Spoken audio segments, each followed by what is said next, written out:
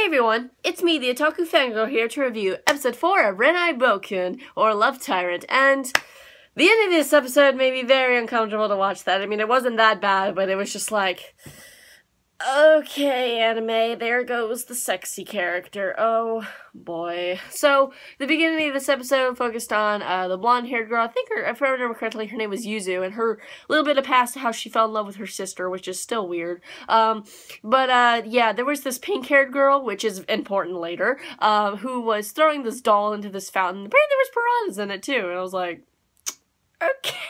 And you know, she saved her from going into the piranhas, and that's how she just fell in love with her. And the first part of the episode was dedicated to her, you know, like, oh, you know, I want to be with sister, but you're in the way, blue-haired Seiji, whatever his name is. And I was just like I was almost gonna fall asleep in that beginning part of the episode. I was like, oh, what?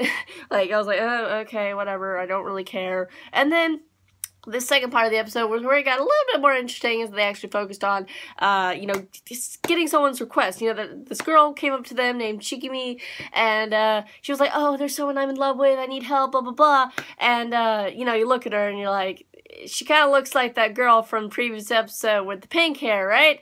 And also, yeah, she was in disguise, and it's actually Pink Hair Girl from Yuzu's flashback, and from that one episode where it showed her, like, in a tree or whatever, watching them. So, yeah, and she's creepy and disturbing, and I don't like her already. I'm just like, no, because she gets Seiji alone in this, like, abandoned hospital or whatever, and, pins it, like, down with this weird stuff. I don't know what that is. Look, I'm still saying she's a succubus, okay? If there's angels and, you know, demons in this show, I'm saying she's a succubus. They haven't confirmed it yet, but I'm saying she is now.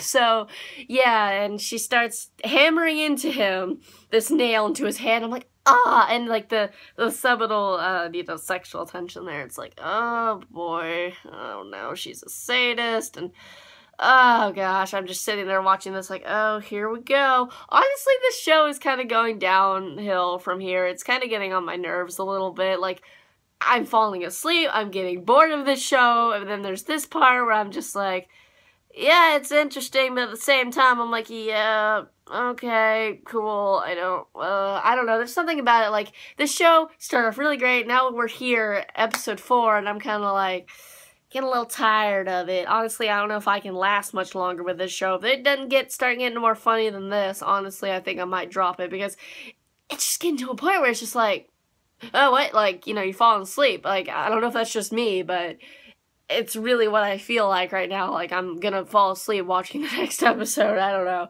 And from the preview, it doesn't look like too much, like, you know, they're probably, Akane, you know, is angry because she found out that, you know, Seiji's with the girl alone. And she also found out it was Shikimi, and apparently she knew her because she was the girl from the flashback and all that stuff. So it's like, she's gonna fight her. She's probably gonna join their whole love square or whatever, maybe. I don't know. I have no idea.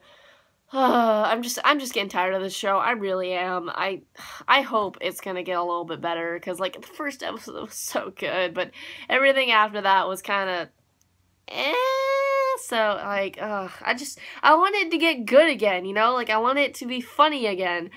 Like, it's funny, but it's not as funny as the first episode. That's my problem. Alright, so, gosh dang it, though. What did you guys think of this episode of Love Tyrant or Renai Boukun? What do you think's gonna happen next? Are you gonna keep watching this? Are you bored with this show yet?